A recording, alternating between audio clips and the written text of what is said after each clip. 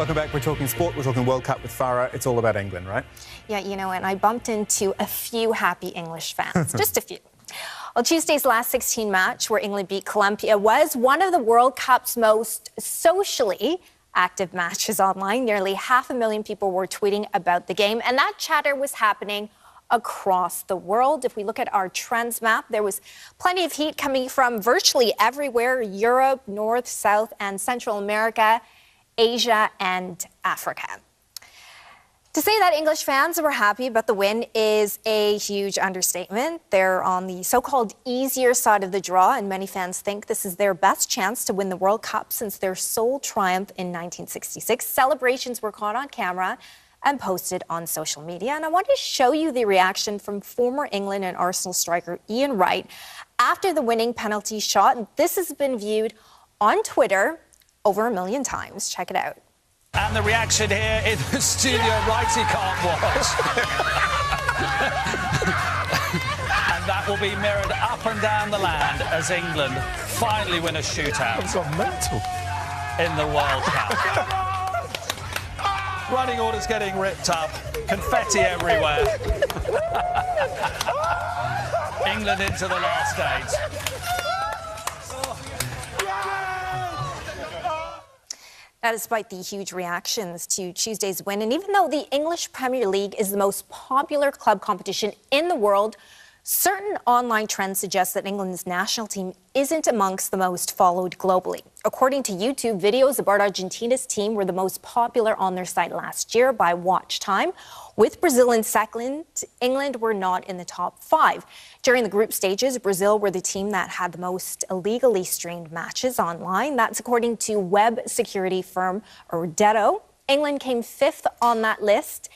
Interestingly, Mexico lead the way in terms of social media interactions. It has over 12 million interactions across Facebook, Twitter, and Instagram, according to analytics firm Media Social Bakers. England didn't even register in the top 3. Well, in addition to supporters from the likes of England, Brazil, and many of the big teams, fans from non-participating nations have also descended on the World Cup. In particular, tens of thousands from China, who've been enjoying the games and looking forward to a time when their national team is back at the finals. Andy Richardson reports from Moscow. Yifan Li and Yue Yuan are two of more than 60,000 Chinese fans in Russia. At home in Beijing, they watch the Spanish League. Now they're buying in to the World Cup experience. We had the lovers of football, we had the football fans, we always watch the different games in China, and we support different teams and different, football stars. Despite the national team's failure to qualify for Russia, football is on the up in China. President Xi Jinping is a fan, and cash is pouring into the domestic league.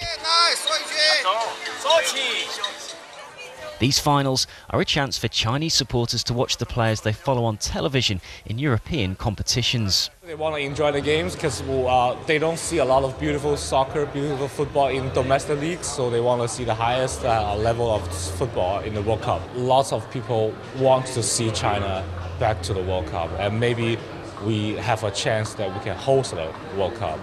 So yeah, it means a lot if we come back.